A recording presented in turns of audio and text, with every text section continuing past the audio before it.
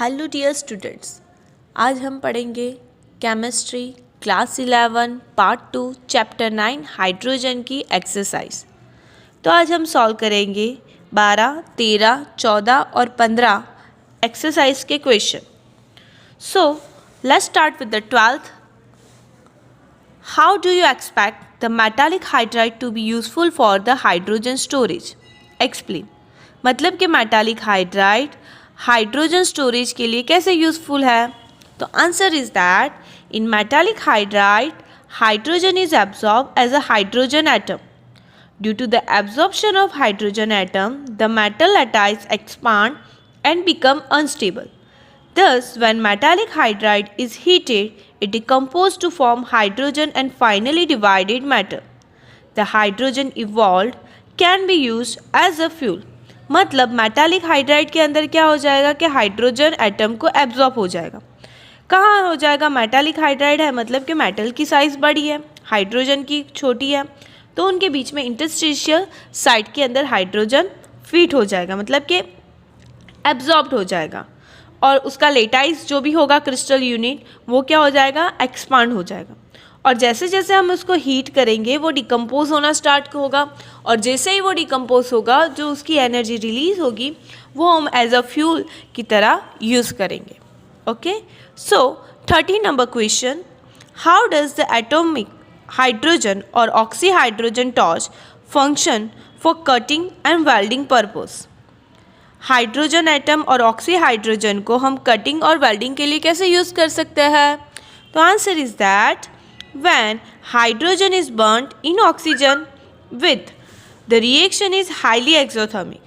It produces very high temperature, nearly 4000 degrees Celsius, when is used for the cutting and welding purpose. मतलब कि जब हम hydrogen को oxygen की presence में हीट करेंगे तब वो कौन सी रिएक्शन करेगा? हाईली एक्सोथर्मिक रिएक्शन करेगा। और हम सबको पता है ये एक्सोथर्मिक रिएक्शन में क्या होता है? हीट इवॉल्व होती है, टेम्परेचर बढ़ जाता है, और ये टेम्परेचर इतना बढ़ जाएगा अबाउट 4000 डिग्री सेल्सियस जितना, कि ये टेम्परेचर सफिशिएंट है कोई भी चीज़ को वेल्डिंग और कटिंग के लिए।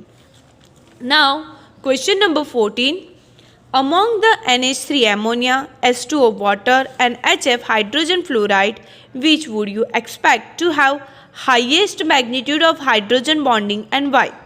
मतलब कि आपको एमोनिया, वाटर और हाइड्रोजन फ्लोराइड दिए हुए हैं, उन सब के अंदर मैग्नीट्यूड किसका ज़्यादा है? तो क्या हाइड्रोजन बॉन्ड बनाने का, और वाई?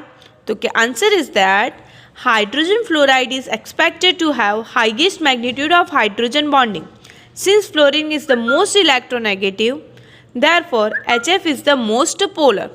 मतलब कि यहाँ पे क्या हो रहा है? तो कि एमोनिया, वाटर और हाइड्रोजन फ्लोराइड तीनों के अंदर रिस्पेक्टिवली 1, 2 और 3 लोन पेयर्स हैं, पर यहाँ पे इलेक्ट्रोनेगेटिविटी देखा जाए तो इलेक्ट्रोनेगेटिविटी का पावर सबसे हाईएस्ट फ्लोरीन का है, तो जिसकी इलेक्ट्रोनेगेटिविटी ज़्यादा उसकी पावर ज़्यादा। तो जब भी हाइड्रोजन बॉन्डिंग बनाने का होगा तब भी as compare of the nitrogen, oxygen and fluorine, fluorine के पास पावर ज़्यादा होगा हाइड्रोजन बॉन्डिंग बनाने का, दैट्स वाई उसका मैग्नीट्यूड भी ज़्यादा होगा।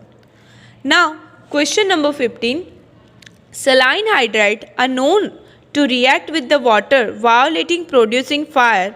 Can carbon dioxide, a well-known fire extinguisher, be used in this case? Explain. मतलब कि saline hydride को हमें फायर एक्सटिंग्यूजर की तरह यूज़ करना है। कैसे कर सकते हैं या नहीं? तो कि no, because if saline hydride react with the water, the reaction will be highly exothermic. Thus, the hydrogen evolved in this case can catch fire. Carbon dioxide cannot be used as a fire extinguisher because carbon dioxide will get absorbed in alkali metal hydroxides. मतलब कि यहाँ पे जो hydrogen release होगा वो hydrogen का काम क्या है? तो कि फायर कैच कर लेने का, और यहाँ पे कार्बन डाइऑक्साइड को हम फायर एक्सटिंग्यूजर की तरह यूज़ नहीं कर सकते। क्यों? क्योंकि वो सलाइन हाइड्राइड के साथ मेटल हाइड्रोक्साइड में कन्वर्ट हो जाएगा। मतलब कि कार्बन डाइऑक्साइड का यहाँ पे हमें रोल क्या चाहिए था?